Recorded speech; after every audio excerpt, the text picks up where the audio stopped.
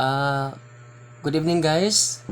Ito po yung continuation natin sa ating ginagawang eksperimento po kung paano po ba gumawa ng lampara. So kanina nilagyan na natin ng mantika yung baso natin para po mababasa yung yung kuto natin.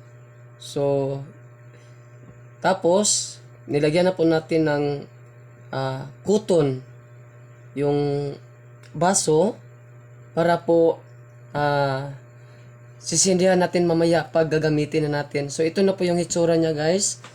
May na po siya, may kuton na po na nilagay natin, nasa gitna po. Kung makikita nyo, nasa ibabaw lang po siya ng oil natin. Tsaka, yun, makikita din natin yung asin na nasa ilalim. So, ito na po yung finished product na niya, guys. Tas pwede na to natin gamitin pag may burn out para magsilbing ilaw natin tuwing gabi. So, ayan na po. So, ang pag gagamitin natin to guys, kailangan nating i-check palagi yung dami ng mantika or dami ng oil na nasa loob, kasi pag magsimula na yung mag-aapoy na yung kuto natin, ay i-consume niya yung oil na nasa loob ng baso. Kaya pag matagal siyang nag-aapoy, mauubos yung mantika, kasi yung mantika yung magsisilbi niyang fuel para hindi mapatay yung apoy. So pag mapansin nyo na kunti na lang yung oil o kaya nauubos na, nyo lang, i-refill nyo lang ng oil na stock nyo. Kung wala na kayong used oil na tira, pwede nyo rin lalagyan yung bagong bili nyo lang na oil para po karoon po siya ng stock na oil sa loob ng baso. So, ngayon guys, itatry na natin, sisindihan na natin yung kuto natin.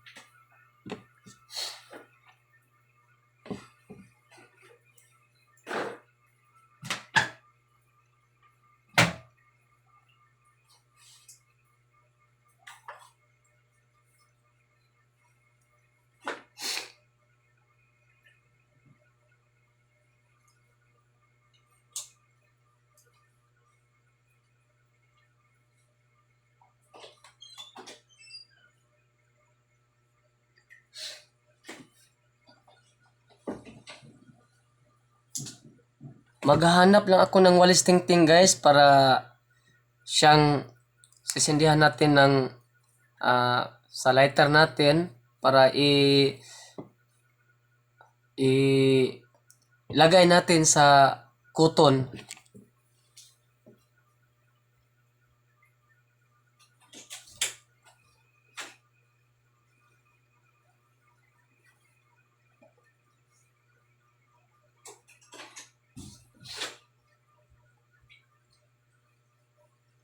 So ito na guys, ito na yung walis tingting na sisindihan natin, na siyang sisindi rin sa kuto natin sa loob ng baso.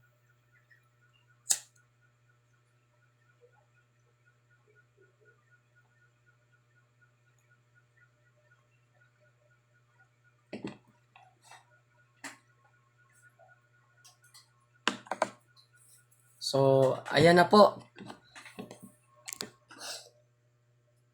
Kung makikita nyo, nag-aapoy na po yung lampara natin. So, para masubukan natin kung gaano siya kailaw, gaano siya kaliwanag, papatayin ko yung ilaw natin, yung bulb natin.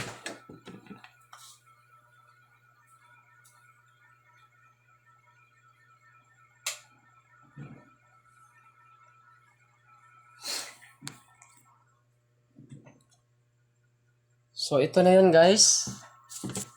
May ano na tayo, may ilon na tayo sa gabi pag may brownout.